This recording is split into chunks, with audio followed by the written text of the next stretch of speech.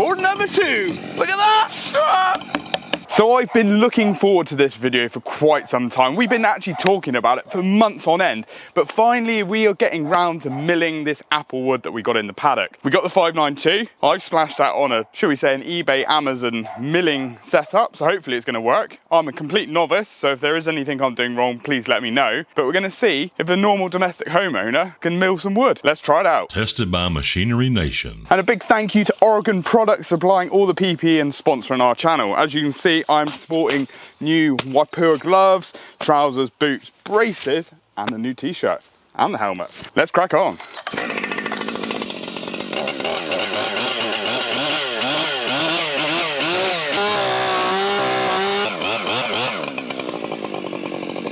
Right, so I've cut the rotten tree roots off and I've got a nice bit of 5 to 6 foot worth of apple trunk in front of me. Now one end is rotten, but coming down this end, it is nice and clean. So hopefully we can get some decent boards out of it. Now, as I said, I am a novice to this, so it's my first time and I have got a bit of a starter set. So it's not the most expensive kit in the world, but hopefully it will get us on the straight and narrow and we can do a bit more in the future. Now I've gone for a GB Titanium Pro, which is a 28-inch bar, so it's going to give me about 24-inch boards. Obviously it's going to be big enough for this, but you guys out there that do milling full time and know what you're doing, obviously your boards are going to be huge and massive and you're going to make massive great tables out of them.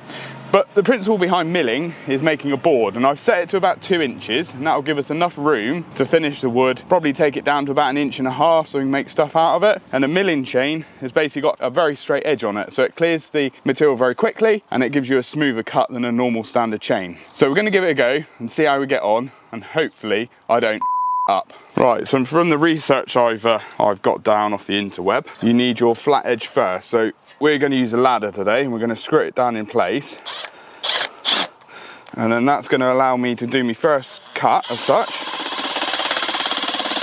and then from there we can carry on doing some more boards. You got the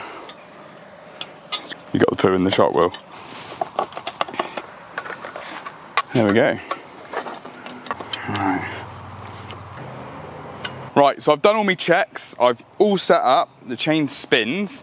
I've set it to 4 inches, which is going to allow the extra depth taken out on the ladder there. We're going to take our top cut first, clear that off, that'll then give us a nice base to then start planking. So hopefully, fingers crossed, in a couple of minutes time, I might be able to show you a board.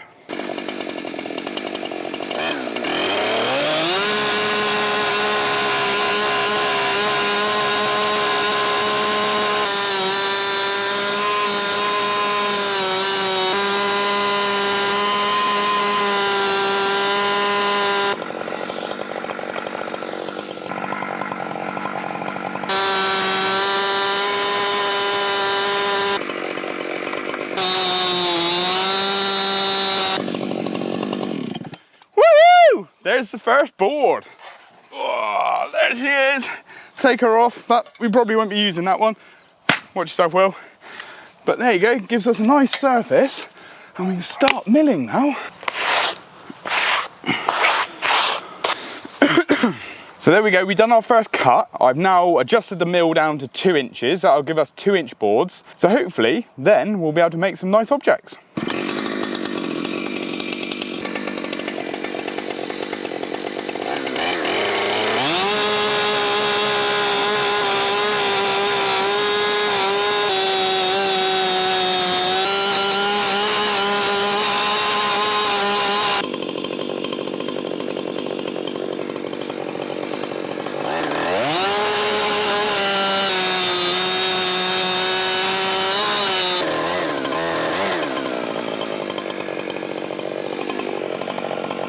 So one thing that is really crucial when you're milling is make sure you let your chainsaw cool down. It's a really hot process, this milling, because you're cutting for several minutes at a time.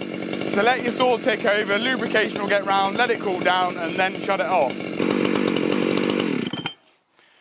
Right, So this is the first time I've milled something this size, so I'm really expecting big things. I see all you professional guys doing it all the time on YouTube, but this is the first time I've done it. I've got a 2-inch board, we're going to flip it over. I'm expecting big things because it is apple wood, so it should be nice pretty wood. Hopefully then James will be able to use it in another video to make something. So let's have a quick look and see what we've got underneath.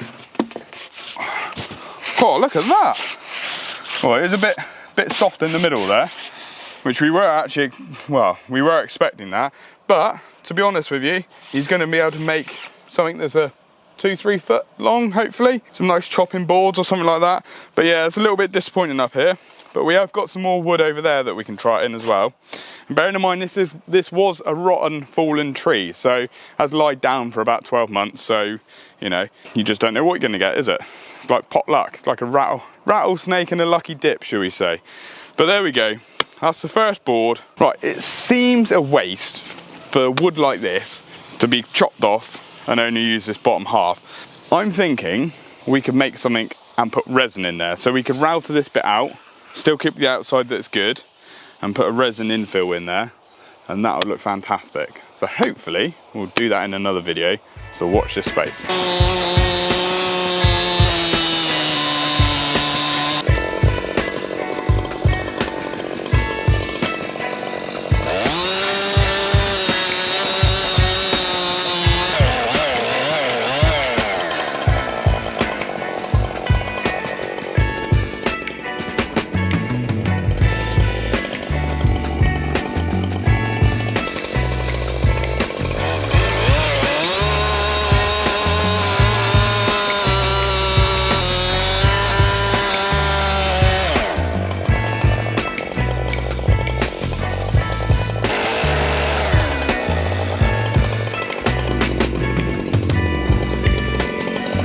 That's getting better. Getting better as we go down, I think.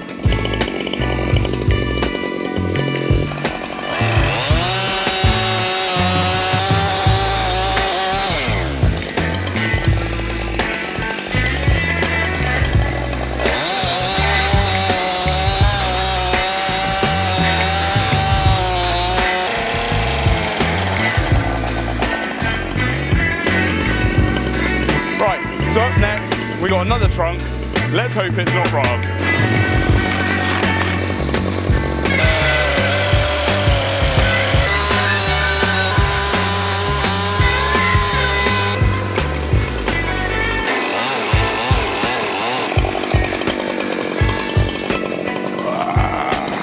There we go. Top board cut out. Ready to go milling. We did have some nice plank wood wheel. The little goats seem to be going to town on it. So you can already see with this bit of wood, it's harder already. So hopefully, fingers crossed, we're going to get some really good boards out of it.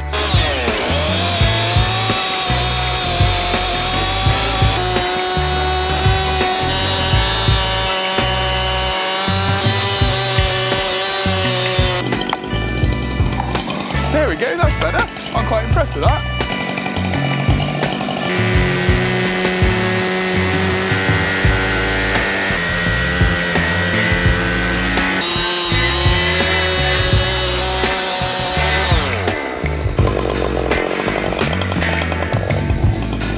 Board number 2. Yeah, baby! Look at that!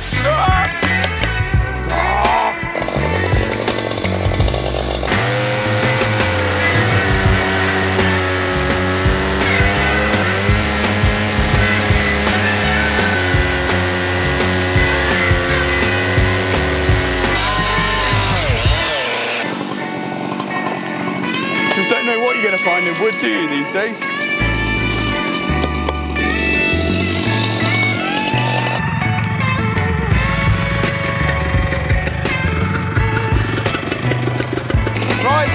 One more good cut out of this log. We'll do that, and we'll do a roundup.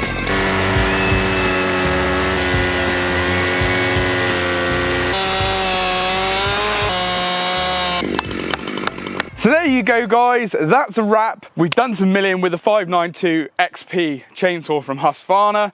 We're running a 28-inch mill. I know it's only a cheap mill, and you guys out there that are professional will have something far better than what we've got here, you know, and hopefully you can drop us some comments, let us know what we're doing right, what we're doing wrong, how we can improve. We obviously cut that first log up and you can see it was rotten in the middle, but it's still usable. There's still bits of wood we can use there, but that second trunk that we cut into is really, really good, and it's going to give us some really good products there. We can do some resin pours, make some furniture, and that'll be really, really good. So just remember, Oregon Products, you know, they sponsored us, giving us all this PPE, so thank you very much to them. Check their website out, oregonproducts.com. You can see their full range there. Like and subscribe the video, and we'll see you in the next one. Cheers.